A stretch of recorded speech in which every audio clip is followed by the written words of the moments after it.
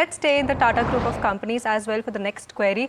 Now, the next query is from Surya Madurai, and he's holding Tata Motors share 550 shares of Tata Motors, and this is at a price of 995. Wants to understand the fundamental outlook for the next 3 years. Samir, I'll stay with you on this one. What's your outlook for Tata Motors? So we remain constructive and positive on Tata Motors, and I'll tell you why. Look, first of all, we've seen a correction, and yes, this person has bought it at a higher price, probably when the stock was running up, in the momentum he's bought it. What we've seen is there has been a bit of a slowdown, and in fact, if you go back 2 quarters, you will see the management had given a guidance that in the current year they were expecting a muted kind of sales growth, profitability to remain where it is, not change too much, in fact, go down a bit. So we believe that, look, this is all playing out as per expected.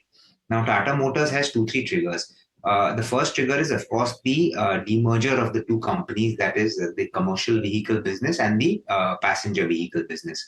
When that demerger happens, I think there will be a bit of value unlocking that happens, and you will get better valuation multiples for the commercial vehicle business, which is quite strong. And passenger vehicle business also, when they further split up, it should be round two of the split that happens.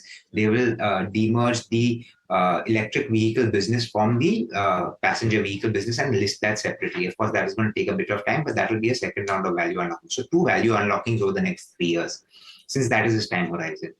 Secondly, we believe that India is still at a very early stage when it comes to growth in the not early stage, but I think there's still a huge opportunity for growth in the passenger vehicle business. And Tata Motors is gaining market share there. Their new launches have been doing well. And we believe that the operating leverage and profitability will start kicking through.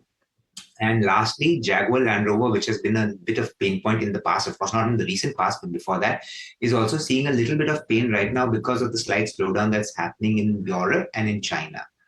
As both those markets bounce back over the next year and a half, you will see a valuation multiple uptick, profitability uptick. So we believe Tata Motors is a good buy. The person could probably add some more at these levels and average out and stay invested for the next 3 years.